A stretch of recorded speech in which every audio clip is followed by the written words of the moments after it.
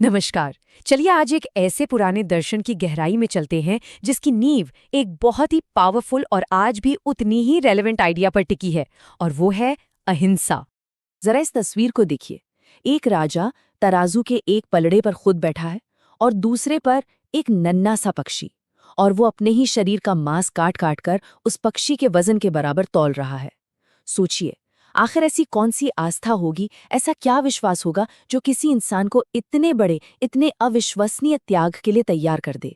बस इसी सवाल का जवाब हमें सीधे जैन धर्म के दिल तक ले जाता है, उसके सबसे बड़े, सबसे अहम सिद्धांत तक। और वो सिद्धांत है अहिंसा। अब देखिए, अहिंसा का मतलब सिर्फ ये नहीं है कि किसी को चोट मत पहुंचाओ। नहीं, इसका मतलब कहीं ज्यादा गहरा है। हर एक जीवित प्राणी, हर लिविंग बीइंग के लिए मन में दया और सम्मान का भाव रखना, यही यही जैन धर्म की नींव है। ये कोई सिर्फ रूल नहीं है, बल्कि जीने का एक पूरा तरीका है। और यही वो पावर है जो उन कहानियों को इतना एक्स्ट्रॉर्डनरी बनाती है जिनके बारे में हम अब जानने वाले हैं। तो चलिए देखते हैं कि इस सिद्धांत को असल जिंदगी में कैसे अपनाया जाता है, और खासकर तब जब बात उन छोटे छोटे जीवों की हो जिन्हें हम अक्सर यूं ही नजरअंदाज कर देते हैं ना। ये कहानी है मेघ कुमार के पिछले जन्म की। उस जन्म में वो एक विशाल हाथी थे।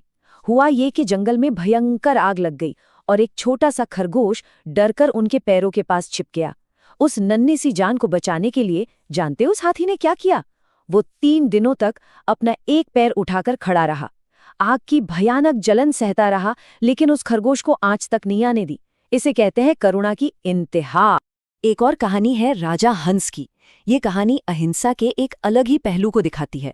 हुआ यूं कि एक शिकारी ने उनसे एक डरे हुए हिरण का पता पूछा। अब राजा ने जानबूझकर अपने शब्द ऐसे चुने कि शिकारी को हिरण के छिपने की जगह का पता ही ना चले। इससे पता चलता है कि अहिंसा सिर्फ हमारे कामों में नहीं, बल्कि हमारी बातों में, हमारे इरादों में भी होती है। लेकिन अहिंसा का असली टेस्ट तो तब होता है जब आपको इसे अपने दुश्मनों के लिए भी निभाना पड़े, और जब इसे निभाने के लिए अपनी जान तक दांव पे लगानी पड़े। और यहीं पर एक बहुत गहरा सवाल उठता है।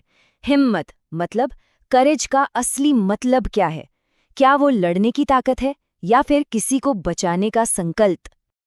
आपको हमारी पहली तस्वीर याद है? वो थे राजा मेगार्थ, जिन्होंने एक बाज से एक कबूतर को बचाने के लिए अपने शरीर का मांस देना मंजूर कर लिया था। पर कहानी का सबसे हैरान करने वाला मोड़ तो ये है कि वो कबूतर और बाज असल में देवता थे। वो तो बस राजा की अहिंसा की अटूट लगन का इम्तिहान ले रहे थे।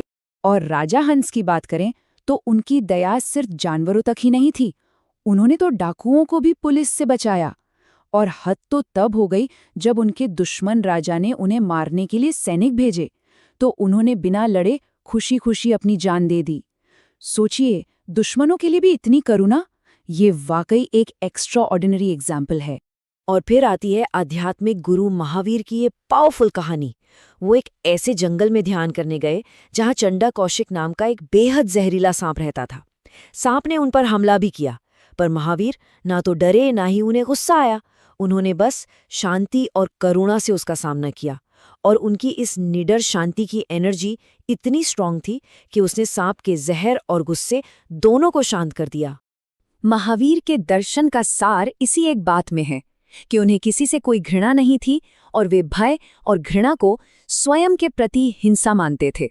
मतलब असली अहिंसा की शुरुआत कहीं बाहर से नहीं, बल्कि हमारे अपने अंदर से होती है, जब हम अपने भीतर के डर और नफरत पर काबू पा लेते हैं। तो चलिए अब महावीर को थोड़ा और करीब से जानते हैं। वो शख्सियत जिन्होंने इस फिलॉसफी को सिर्फ कहा नहीं, बल्कि जी कर दिखाया और दुनिया को इसका रास्ता दिखाया। महावीर का जन्म 599 ईसा पूर्व में एक राजकुमार के तौर पर हुआ था। नाम था वर्धमान। उनके पास ऐशो आराम की कोई कमी नहीं थी, लेकिन 30 साल की उम्र में उन्हें यह एहसास हुआ कि असली शांति इन चीजों में नहीं है, और बस परम सत्य की खोज में उन्होंने सब कुछ छोड़ दिया। फिर पूरे 12 साल उन्होंने कठोर तपस्या और मौन ध्यान किया, जिसके बाद उन्हें कैवल्य ज्ञान यानी अल्टीमेट नॉलेज की प्राप्ति हुई। उनका मैसेज बहुत सिंपल था, लेकिन रेवोल्यूशनरी था। वो कहते थे कि इस यूनिवर्स में हर लिविंग बीइंग, चाहे वो इंसान हो, जानवर हो या फिर एक पौधा, सबके अंदर एक आत्मा है, और हर आत्मा बराबर है, हर आत्मा रिस्पेक्ट डिजर्व करती है। इसीलिए सच्ची शांति तभी मिल सकती है जब हम हर जीव के लिए अपने दिल में दया और करुणा रखें। यही अहिंसा के सिद्धांत की सबसे गहरी समझ। ये कहानियाँ, ये टीचिंग्स भले ही हजारों साल पुरानी हों, पर इनका मैसेज आज के दुनिया के लिए शायद पहले से भी कहीं ज्यादा रेलेवेंट है। हजारों साल पहले दिए गए ये उपदेश आज भी जैन धर्म के कोर में हैं। जैसे ये जो मॉडर्न जैन सिंबल है, इसमें जो हाथ है वो अहिंसा की कसम का सिंबल है, और उसके बीच में जो चक्र है वो है धर्म का प्रतीक। ये हमें याद दिलाता है कि अहिंसा ही सेल्फ रियलाइजेशन का, खुद को जानने का सही रास्ता है। तो आखिर में अहिंसा सिर्फ किसी को नुकसान पहुंचाने से बचना नहीं है। नहीं, ये एक एक्टिव प्रैक्टिस है। ये साहस की प्रैक्टिस है, अपने डर को जीतने की। ये करुणा की प्रैक्टिस है, दूसरों के दर्द को महसूस करने की। और ये जीवन के हर रूप के लिए गहरे सम्मान की एक एक्टिव प्रैक्टिस है। तो आज का ये सफ़र हमें इस एक सवाल के साथ छोड़ जाता है।